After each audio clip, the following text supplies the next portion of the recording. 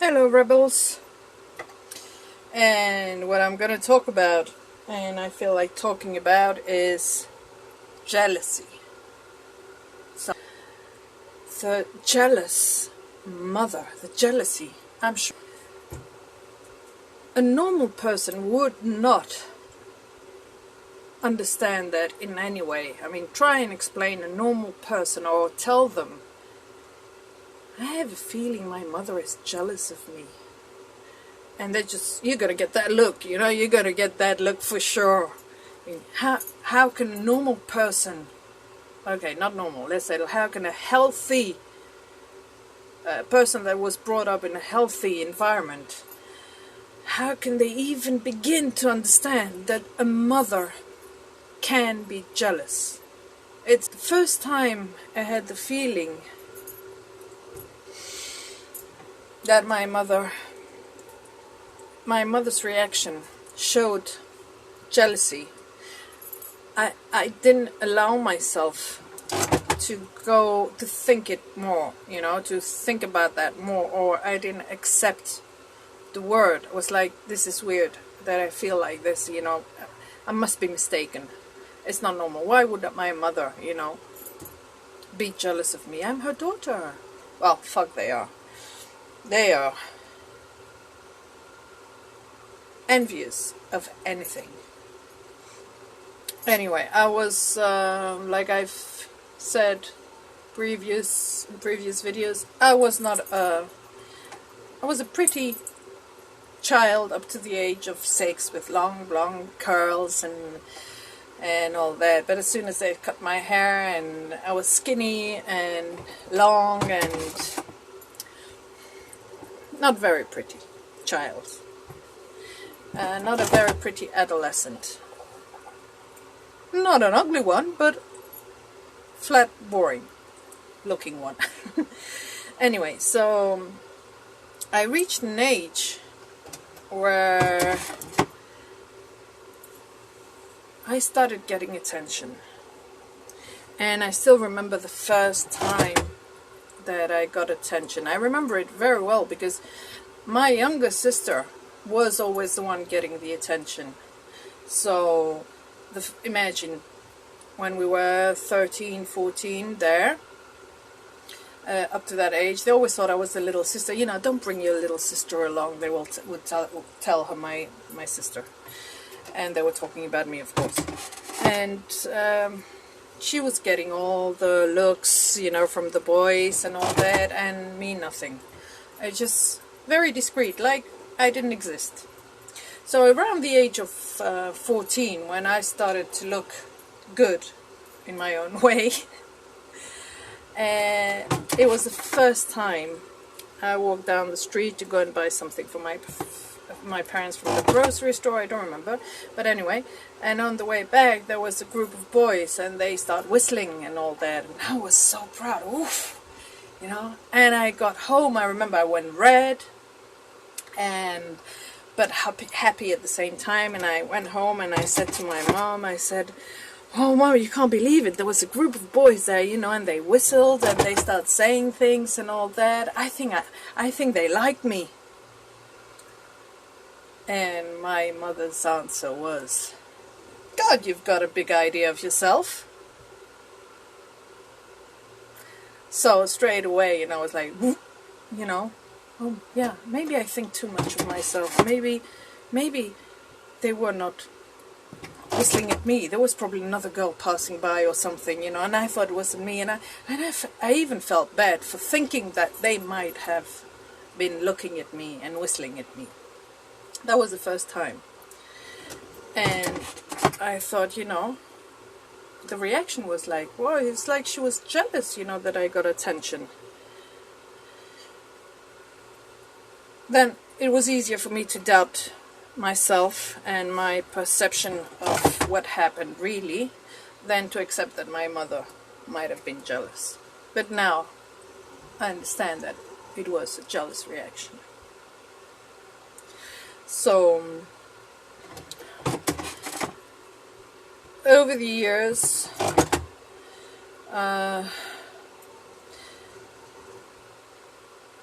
she didn't want to share. Different things happened that I thought she always wanted grandchildren and all that. And when I was pregnant, she didn't come to the hospital. I expected my mother to be there with me, my first child, you know. I didn't know what giving birth was. It was stressing and all that. But she didn't come. She only came later, when it was over and done. She didn't want to go. She didn't want to share that moment with me. She didn't want me to share that moment with her. I don't know. Anyway. But she was there after the baby was there and everything. And but my father came. And my father came from another country with his son that he had with his second wife 6 months before. So his son is 6 months older than my daughter. And he came into the hospital to see me, into the clinic to see me. And when my mother learned that he came, she was mad.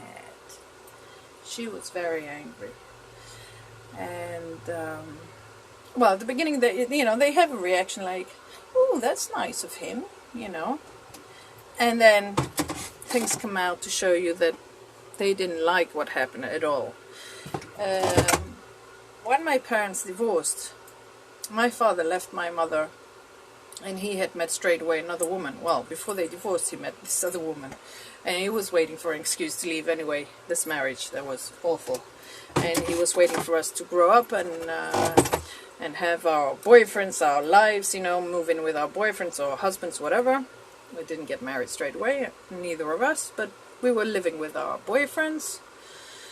And so he waited for that moment. And when the occasion come, because usually these kind of men, they can't stay alone. They're never going to leave a wife to go and live alone somewhere. They need a replacement. So when that woman came along, it was his opportunity, and he left. And my mother never took any responsibility for this wedding going to a divorce. It was always the woman's fault. It was not even my father's fault. It was the woman's fault. She made magic on him, you know. I was like, what? My father's been flirting with so many women all this time, you know, and there was always a problem at home because you always thought that he had girlfriends and he was screwing around. And now it's her fault, you know. It's like, you had the perfect husband, did you really? Did you have the... Anyway, I'm losing my thread there. Okay, so my mother was very jealous of my father coming, and she was very jealous that I had contact with my father, and we would call each other every now and then. And then I went to his country to see Turkey. I went to Turkey to see him, and it was like she was complaining about me having forgiven my father for everything he did to us. And I said, but he didn't do anything to us, you know. He left you. He's still my father, but you can understand how we forgave him so easily and forgot that he left us. He didn't leave us, he left you. There's a difference. We're not young children, you know. And anyway, both over 25. Over 20, yeah. And so when we went to Turkey, I came back, and I was really happy because I saw my father was never a tender father. I mean, he would not take us in his arm, hug us, and never. He had a distant always. He was distant because he didn't get any love from or affection from his family. So I understand all his brothers, everybody, they're all very cold people like this. No, they're fun, they laugh, they can joke, but no touchy-touchy. Okay? So when I went to Turkey to his house and I saw him take his son in his arms, you know, and tell him stories and hug him and kiss him on the forehead and all that, I was nicely surprised because I thought, I still remember telling my husband, this is so nice because it means that we can change, you know, our habits, our way of being if we just have the right person next to us to show us how. important it is. So I gave the big bravo to his wife for explaining to him how important it is that a child should get this affection, love and affection. And when I came back, I thought this, stupid of me, but I thought this would soften my mother. And I said, you know, you remember how he was, you know, maybe he's better off, you know, you can tame him, because he's a wild guy. My father is a wild guy, so you can tame him. Maybe she was more the type, you know, to succeed in that. And I said it made me a lot of, gave me a lot of good feelings to see my father with his son. He's changed, I said, he's changed. He looks happy, and I'm glad that he knows now how to show love to at least to his third child. For me to talk about that with my mother is because she was making me comfortable to talk about it, because it's the fake, you know, impression they gave you at the beginning. Oh, you went home to see your father. I'm so happy that you're going to see your father, you know. It's good that you have contact. And then when you come back, it's like, she's angry and you don't know why. And then one day she'll get drunk a little more, and it will all come out. And then you say, oh, that's how happy you were, you know. So she made me comfortable to talk about that, and I always thought then, didn't know about narcissism and all that, and I always thought that she could mellow down if I just got her to understand, you know, that some things in life don't go this way because we're not the right people for each other or whatever. You know, I was complimenting her too, telling her, you know, you're a European woman and you're a businesswoman and you're more strong, and my father's laid back, you know, guy who just wants to have a good time. He will work, but, you know, he expects more from the wife, you know, and all that. Anyway, so, but it didn't turn out good either. That too, she was like, I don't understand. After a few months, she got out, I don't understand. And the day that you told me that you felt good when you saw your father hugging your brother, I don't understand you, you know. A normal person would have been so jealous and would have gotten angry with him, you know, for not having given them that for so many years, and then suddenly you give it to a stranger. It's not a stranger, it's another child, you know. It's one less child to be brought up in a cold, no sentiment family, you know. Anyway, so now the jealousy just goes woo, woo, woo, woo. Every little thing she is jealous of. So when my father comes over to visit for 3 days, now that he's back in our lives, he goes and stays with her, puts up with her for 3 days, and then he's gone again. You know, that's enough. They sleep separately and all, but he keeps her company, he takes care of her, you know, cooks for her and things like that. And so one day I said to my father, you know, I phoned him up. So she didn't know what was happening, but I phoned him up and I said, can you use an excuse that you have to go and see a friend or something and come so we can talk a little bit before you go? Because we always talked when she was there and the conversation was going like anywhere, and I want to talk a little bit with my father about what is happening and how we're going to deal with this woman, you know, because it's forget the meanness and all that. It's like she's completely out of hand. Anyway, so my father did come, and he used the excuse. He said that because my husband was very busy, and I want him to go and buy me some soap, detergents, and things like that. So he came, and he was not here. I mean, 15 minutes. That she was calling and saying, So, is your father gonna stay long there? Because I'm waiting for him at the table. You know, when you called him, you disturbed our lunch. We just sat down to have lunch, and you disturbed our lunch, and I'm waiting at the table now. And I said, oh, I'm sorry, I didn't know you. Why didn't he tell me, you know? And I called my father. I said, why didn't you tell me that you sat on the table to eat? He said, oh, I didn't sit on the table. I was shaving when you called me. I put her some food to eat because I'm not hungry yet. And I was shaving when you called me. It's in her head, you know? But the way she was acting was very, very jealous. After that, we had dinner there one night, and with my eldest son, my youngest son, like I say, he doesn't want to have anything to do with this woman. He doesn't want to be there. He feels very uncomfortable around her. But I said, let's go, because Grandpa is here, and you know, so we all sit together and have, he's gonna cook something nice, and I don't know what. And we were trying to organize, because my little son's birthday is always full season, and he can't have a party, he can't have anything. His brother and sister are usually on the other island, so we were organizing it, because both my son and daughter, the eldest one, want to be here, but they couldn't be here on his birthday. So we were organizing it that next week we'll try and be all together, the 5 of us, and go and eat somewhere and celebrate his birthday. So we were talking with my eldest son about my daughter, when there's a boat and all that. And my mother was getting irritated, you know. She was like, I don't understand. All this fuss for this little one. This little one also. She can't do anything she wants with him, because he's a very clever little boy, and because of he's the third one, we haven't done the same mistakes we did with the first 2.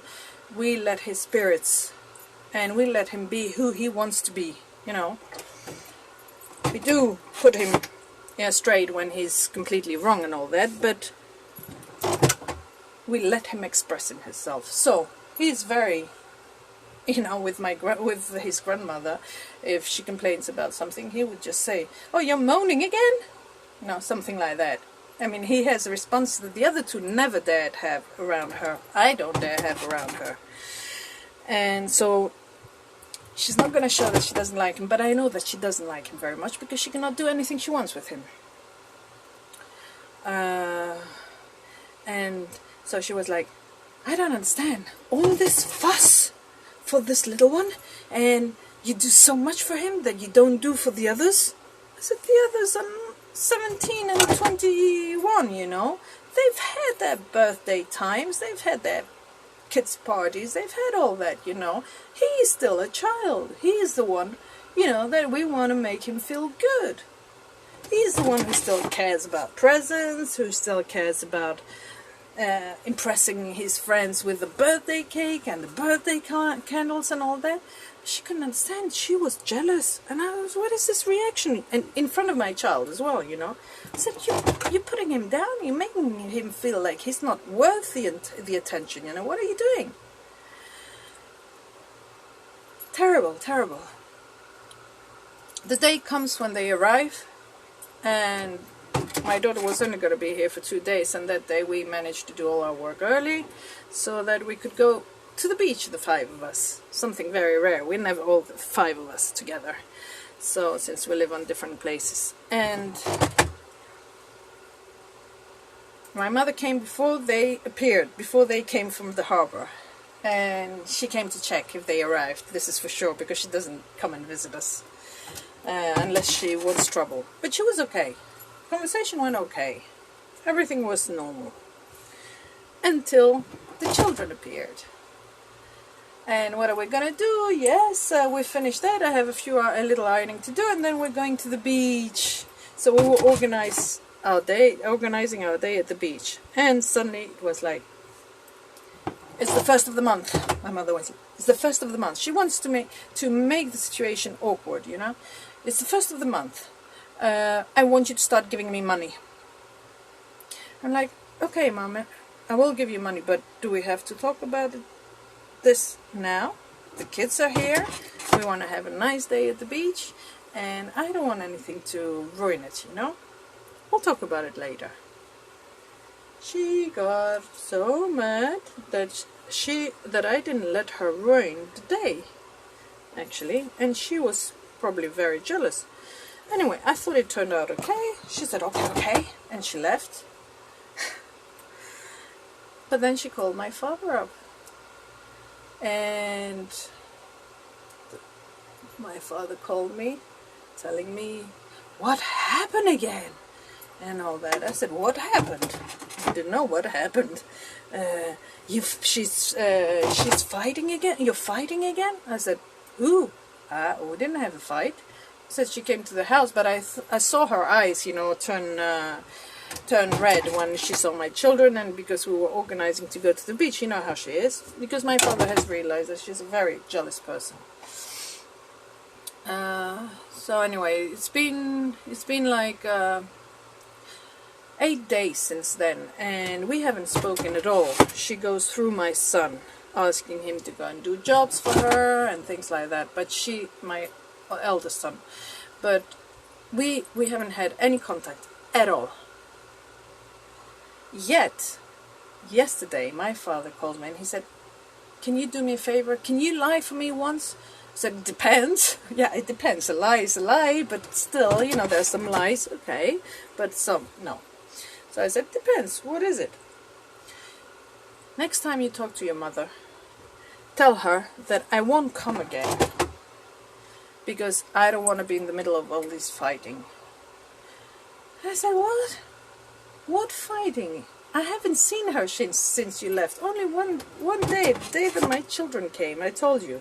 I haven't seen her or spoken to her on the phone at all. Last night I said I phoned her to tell her some customers she knows, because she told me, when they come, tell me, because I want to go and say hello. So I phoned her up and I said, they're here. And she was, so what? So she doesn't even remember what she's asking for, you know. Anyway, I said, but we haven't had a fight. Well, the way she tells me things is like, you've had a fight. I said, well, she's having a fight. I know. She's having a fight in her head with everybody. And she just wants to get that poison out on somebody else. I said, but anyway, it's pure jealousy. Also, when I started getting along with my sister after when I was not speaking with her for 4 years, never did my mother said, which I think is normal, a parent that would say, you know, you have to try and fix things. It's your sister, you know, it's your blood or whatever. This would be a normal reaction of parent. But she never. It was like she was very happy that my sister and I didn't get along. And so when we started getting along, she was jealous. She was big time jealous. And when I separated with my husband also, she looks very happy, because we say jealousy, but also you can tell that somebody is a jealous person when they are happy because you're sad, or because things are not turning out like you want them to turn out. So she knew I loved my husband, but we couldn't anymore, and we separated at one point. And when I separated with my husband, she was shining. She was so happy, and I found this very weird. You know, how can you be so happy when my marriage? We have 2 children. These children are going to be without their father. We're not going to live in a family with a couple. You know, with 2 parents who love each other. How can you be happy about that? Yeah, and it was like insinuations type of, you're better off without him, you know, and now I can help you, you know, I don't feel that it's going to a stranger or things like that. And she did help me a lot, just to get him out of the way, because my problem was the economical. With my husband, we had debts together, and how are we going to do it, you know? And she was very helpful to get those debts out of the way. Of course, she said the best thing, because I have my sister, since we don't make enough money here to afford holidays. I mean, holidays is a luxury thing for us. We can go to the town camping. We can go that far, but still, it's still expensive for us, you know. So, but I have, my sister her husband is doing very well and all that, and she kept telling me, come and see us. and all that. And I said, well, my darling, I can't afford it. You know, it's a bit of pain in the ass to always tell people that you can't afford it. But, you know, and, we have other things to do. And it was always excuses. I had always excuses. And then last year, she just, she said, okay, tell me the dates. When it's convenient for you, we're booking the tickets. You're coming over. And we did. I mean, and last year, the same thing. This winter, the same thing happened with another friend of mine. She doesn't have children, and her husband and herself make enough money. And she just phoned me up and she said, are you free in February? Because I've got off and I want you to come over. And she sent us the tickets for my husband, myself, and the child. And this my mother didn't like at all. Not only, even though I was clear from the beginning, it took me a long time to tell her, but I was clear from the beginning, you know, that I am invited there. I'm not spending money that I don't have, you know. Or your money, because she always thinks we're spending her money. Even though it's the money that we're working. And yet, today, she hit it again. She said, I don't understand you, you know. People pay for your ticket and you're not even decent enough to tell them, no way, I will pay for my ticket. I said, but I wouldn't be going anywhere if I paid. I mean, it's not my choice. I didn't want to go anywhere where I couldn't go. I can't afford to go anywhere. It's people, my sister and my friend, they send me the flight tickets, you know. I'm not going to spit and say I'm going to pay them when I don't have money to pay for it. Anyway, it's their choice. I said, are you jealous of that too? No, but I would not be able to do that. Well, okay, that's because you don't have such a relationship with people. And maybe people are not very happy to see you, you know, so that they would pay for your ticket. I don't know what to say. I said, but you can't be jealous about that. And last time you went, we have a neighbor who has tomatoes, and he's planted a garden, and it's like going crazy. It's full of tomatoes. Every year he calls us up, and he says, look, I'm never there when you pass by, and I don't see you to tell you, you know, every time pick tomatoes. Just please, don't ask. When you pass by with your car, just pick anything you want. So we don't exaggerate. We just pick what we need to eat. But when I'm told to do that, why, I don't see why I should be ashamed of doing it. And she made me feel guilty. Because I came the other day to her house, it's on the way to her house, I came with a bag with tomatoes. And she said, where do you get them from? I said, the neighbor, he called me up and he said, there's anarchy in my garden, so please go and pick anything you like. And I said, I want to pick some tomatoes. Oh, okay. Well, now I'm going to start charging him water. Because she doesn't charge him the water. He's asked her, and she never want him to pay. And I said, what does that have to do? Why are you going to charge him water now? Because I'm taking tomatoes? I don't understand your reasoning. And she said, well, he never phoned me up to tell me to go and pick up tomatoes. I said, I doubt that. I'm sure that he has told you quite a few times to go and pick tomatoes. Especially since he's planted all that in your land, you know. They rent the house next to her. And like you say, he's not paying for the water. So I doubt that he never told her. No, he never told me, and from now on I'm gonna charge him for the water and all that. It's finished giving away, you know. And it was just pure jealousy. I was like, you make me feel bad now, you know, because it's like you're punishing me. You took tomatoes, so I'm gonna charge him for the water. What? Fuck.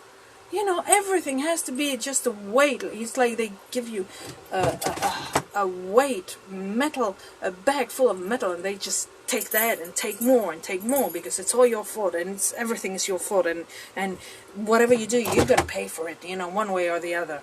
It's like anyway. Today she phoned me up and she told me get that, and she said, yeah, you were right actually. He did call me up to tell me to go and pick tomatoes, but I never did because I don't think it's proper to do that. I said, why wouldn't it be proper if he told you to pick tomatoes? You know, so you're not going to make me feel guilty. I have a good relationship with a guy, and no, I don't feel bad about picking tomato. yeah, we're not stealing his tomatoes. Anyway, and she was like, yeah, trying to make me feel bad for even that, you know. But yeah, you're right. He told me to go and pick tomatoes, but I would never do that. I'm sorry. Anyway, jealousy is a big thing. They are so envious, and this is like so sick.